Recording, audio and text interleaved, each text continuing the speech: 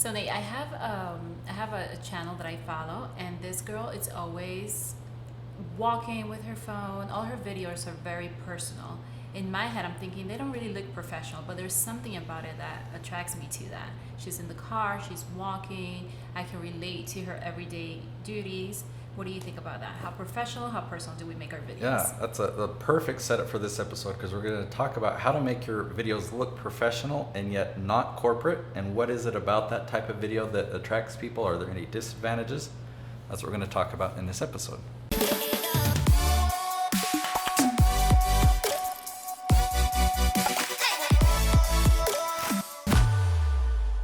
So that was a perfect example, and it's obviously a channel that you follow, even though they're not as professional. There's not a studio. So I thought maybe to introduce, we'll talk about, because there's a time and a place for a studio, but then there's a time and a place to just film a video in your car or just when you're walking around, and those type videos will perform even better. So what we've got here, we've got a nice looking background. This isn't actually a studio. We're in an Airbnb. So that's what I use as my filming studios. Allie, my filming assistant for today, go ahead and turn on your phone recorder and get a shot of what we set up here. I normally only do a one camera shoot, but we're doing 3 cameras today. They're a lot more elaborate than I typically do because we're doing an interview setup. So when I'm talking to Karen, we can be focused on, or this camera can look at me, and you say something back to me like watermelon or something. Right. Watermelon. The camera can focus on. So anyway, we've got a 3 camera shoot for this. Allie, if you could walk around and show this view of what we're actually seeing, to make this room. I mean, we don't want it to look like a studio. That's why I picked this space, because it's just a cool location. But I really focus on the lighting. We've got big windows.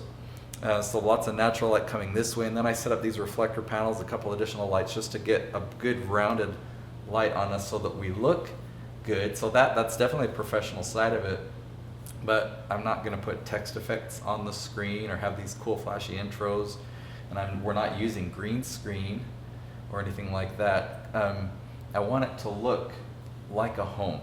I really want people to be able to connect with me in these episodes, feel like they're coming into my space or my environment. What about your own personal home? If I want to film my videos at home, do you recommend that? Really, it's a matter of convenience. I would definitely recommend it. For me, I don't, because I have to deal with noise of kids. Or, if it's during school, sometimes I will film at home, depending on if my wife's there or not. I just don't want to have to tell my wife to go away. Because I'm going to be filming, you need to be out of the house or something like that. So I do have a room down in the game room is also my filming studio at home, and so it's really just a matter of convenience and that. If you're going to set up like a corner of your home to be your studio versus just being candid and walking around and filming while you walk, maybe I'll give you a comparison. So with Chris Crone, the real estate investing channel that I produce, going back a couple years, one of our top performing videos was him down in his game room. He had a pool table with red felt, and he kind of was sitting on the pool table, and he talked the whole time, the whole episode. I think it was about 7 minutes, a shorter episode, I guess, compared to the second one we did. Whole episode was him just sitting in one place. But we had the lighting perfect on him, and that video had performed well.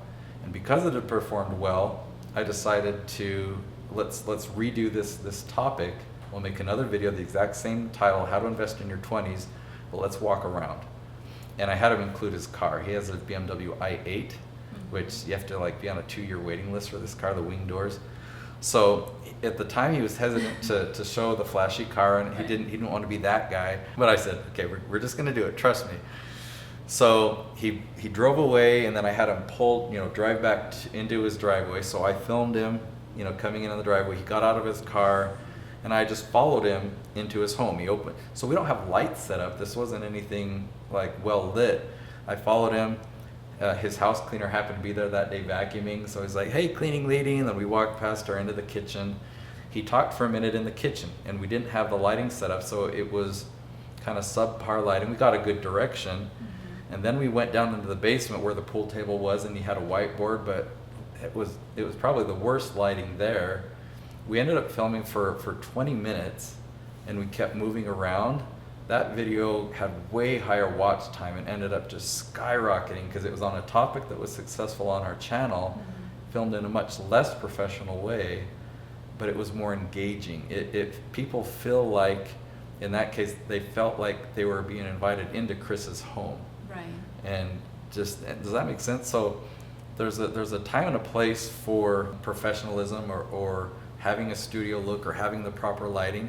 In this case, we're filming over 20 episodes in one day, and so we're really here for efficiency. If we wanted this episode to be better, we could be out on the street walking and talking. It's 100 degrees outside, so we're also in here for that Convenience, so, yeah. But does that make sense? Yeah, it takes a lot of pressure also, because a lot of people think that they have to have the nice studio or a big budget to do this type of videos. Got another awesome example for you. Yeah. Oh, okay. So, awesome channel called King of Random. I don't know if you've seen it. I think they're at 11 or 12 million subscribers. You need to check it out. My kids love it. So he'll do experiments with liquid nitrogen, or he'll make a flamethrower, or he'll take apart a microwave and turn it into an arc welder, or they'll just do experiments with Play-Doh. I mean, it's just totally random. He used to put 40 hours into one episode. So he would come up with the idea, he'd create prototypes, he'd practice it, he'd get all the lighting perfect, and he would film it as if it were going to a network television channel. He'd put real high production quality into it, and his videos did well. And he got to a point where he was making a great living on his channel, hundreds of thousands of dollars a month in ad revenue and sponsorships and affiliate commissions. But he was putting so much time into it to make these episodes that he just got burned out. He wasn't spending time with his wife or his kids, and he was like just getting really depressed about that.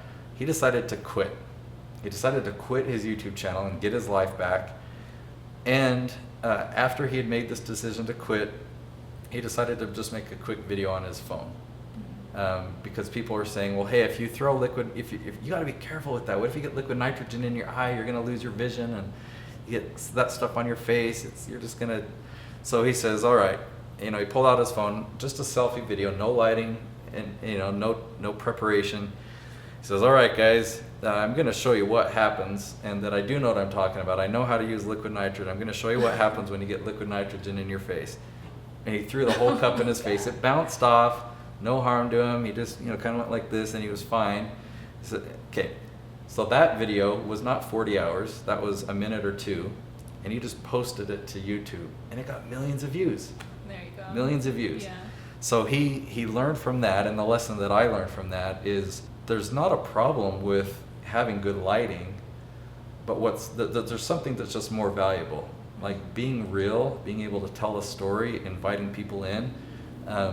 There's so much value in that it's not worth stressing about. It's better just to create the good, real content, be authentic. So is that helpful? Very helpful, yeah. So I will make a recommendation that when you are creating like promo videos to sell a product or a service or a program or an event, that you put a lot more thought into that. If you're just going to be sitting in your car and like, hey, so I want to tell you all about the benefits of my service. That's a setting where I will encourage you to take more time, to be more professional, because people are expecting that, and you're competing with like, think about the Super Bowl commercials. I don't typically watch the Super Bowl, but I've seen all the commercials. They'll put millions of dollars into this 30-second piece, right? People are really expecting high production quality in a promo video. They're just expecting that. The purpose of YouTube episodes, not promo videos, but YouTube episodes, is to build a relationship.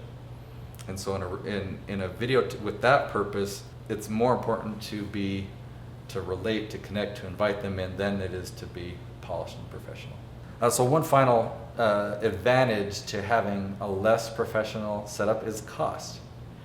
So, we're filming on a DSLR there, a point and shoot DSLR there. But this is what I do for a living, and I've worked up. I didn't start this way, and I actually used to film videos professionally for my clients using the previous version of this one, my iPhone 4S. because it was adequate. The cameras on our phones these days are so good that you don't have to be shy about filming a YouTube episode on your phone. If you're walking around, know that you're really going to connect. If you're filming in your car, or you're filming an episode while you're doing your makeup or something, or while you're eating breakfast, there is great value there. People are going to love that type of content, and you don't have to stress that you're not filming on the most expensive gear. Hopefully you enjoyed this episode. This is a part of a series where we're launching Karen's YouTube channel. So I'll link to the playlist where you can just watch all of the episodes on how to launch your channel, from the strategy, the channel name, how we're going to do keyword research. That's an episode coming up, to actually filming an episode and launching and editing. I'm excited. So we'll see you in the next episode. See you soon.